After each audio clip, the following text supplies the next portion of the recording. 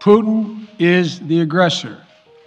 Putin chose this war, and now he and his country will bear the consequences.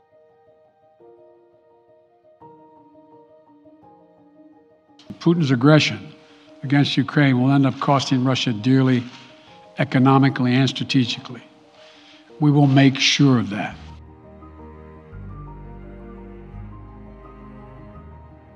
Putin's actions betray his sinister vision for the future of our world, one where nations take what they want by force.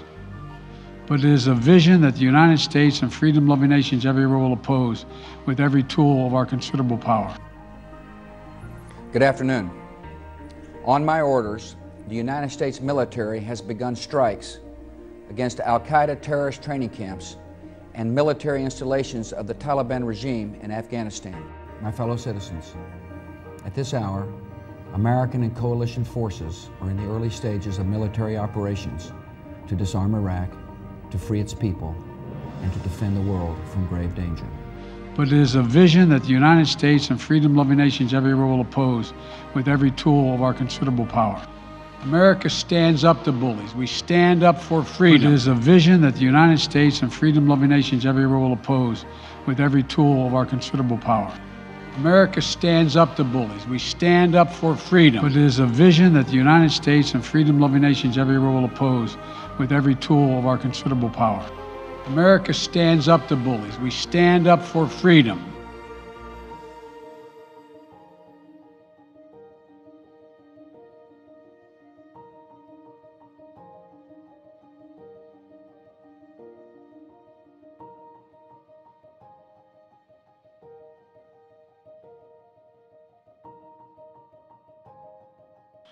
America stands up to bullies. We stand up for freedom. He has much larger ambitions in Ukraine. He wants to, in fact, reestablish the former Soviet Union. That's what this is about. This is the ethnic breakdown of Ukraine. I'm going to show you a number of maps, all of which are designed to show you that Ukraine is a badly divided country, and what's taking place inside Ukraine today is in good part a civil war. And to that extent, it doesn't have that much to do with what the Russians or the West are doing there. And as you can see in red are mostly Ukrainian-speaking people. And then as you move further east, you're talking about lots of Russians and certainly lots of Russian speakers.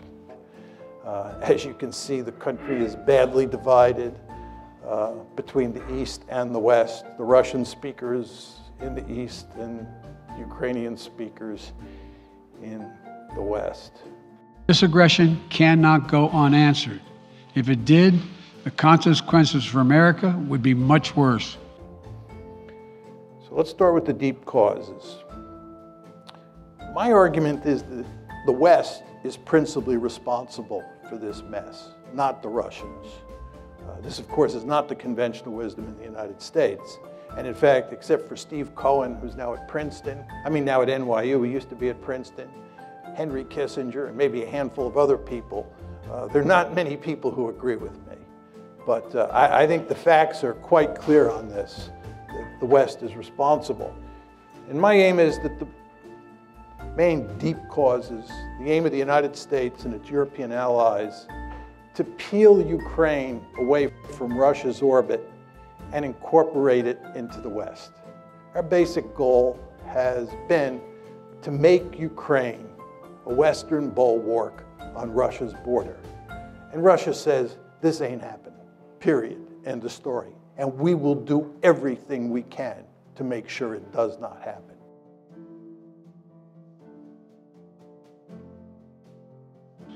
America stands up to bullies. We stand up for freedom. You should understand that when you take measures, you meaning the United States, that you think are going to be interpreted as benign, the other side will not see them that way. They will see them as threatening. This gets back to my point about democracy promotion.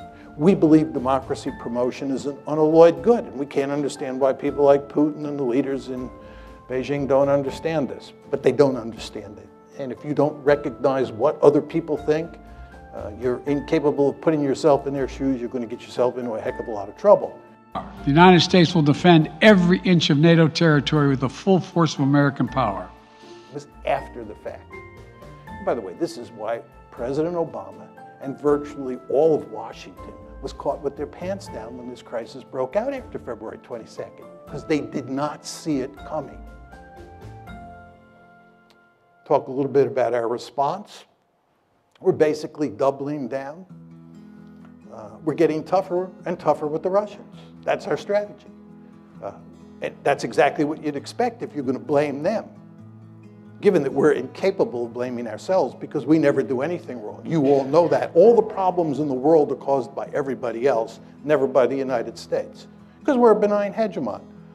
Well, if we're the good guys and they're the bad guys and they're misbehaving, they're bent on creating a greater Russia, oh my God, this is the 1930s all over again. Any sort of concession to Putin is Munich, October 1938. Can't do that, so what you do is you double down. You get tougher and tougher. Then this brings us to the question of whether we can succeed or not. My argument is you're playing a losing hand, right? And the reason you're playing a losing hand is because this is a competition between economic considerations and security considerations. The basic mindset of people in the West is that you can punish the Russians economically and they'll throw their hands up. My argument is when security considerations are at stake, when core strategic interests are at stake, and there's no question, ladies and gentlemen, in Russia's case, this is a core strategic interest, countries will suffer enormously before they throw their hands up. Right? So you can inflict a lot of pain on the Russians, and they're not going to quit. And they're not going to quit because Ukraine matters to them. And by the way, Ukraine doesn't matter to us. You understand there's nobody calling for us to fight in Ukraine. Even John McCain, who up until recently has never seen a war he didn't want to fight, right, is not calling for using military force in Ukraine. What John McCain is saying is that Ukraine is not a vital strategic interest for the West. That's what he's saying. It is a vital strategic interest for the Russians. They've made that perfectly clear, and not just Putin, right? So in terms of the balance of resolve, it's all on their side. And I showed you that slide up there that depicted how much economic leverage the Russians have because of all that natural gas going westward. So we're playing a losing hand here. But let's assume that I'm wrong. Let's assume that we're playing a winning hand and that we are capable of backing Putin into a corner. And we're getting close to pushing him off a cliff. Is this good? You're talking about a country that's got thousands of nuclear weapons. And the only circumstance, really, under which states use nuclear weapons is when they're desperate, when they think their survival is at stake. So what you're talking about is putting Putin in a situation where he's desperate. And if you go home and Google Putin and nuclear brinksmanship, you'll be reading all the articles that come up for the next 2 years, right? Because he's making it clear that you're fooling around with his core strategic interests. And again, he's got thousands of nuclear weapons. So you're putting yourself in a position, right? You're putting yourself in a position where you're willing to risk a possible nuclear war over a piece of real estate, Ukraine, that is not of vital strategic interest to the United States. Again, it's not of vital strategic interest to us. By the way, this will be my final point on this. What's truly amazing about all of this is that we were talking about incorporating Ukraine into NATO when we have now acknowledged by not taking military action over Ukraine that it's not a vital strategic interest. You understand that when you incorporate Ukraine into NATO, you're giving them an Article 5 guarantee, which says you'll come to their defense if they're attacked. You only give Article 5 guarantees to countries that are of vital strategic interest, like Germany during the Cold War. What were we doing? Giving an Article 5, thinking about giving an Article 5 guarantee to a country that's not a vital strategic interest. It just shows you how discombobulated American foreign policy is these days.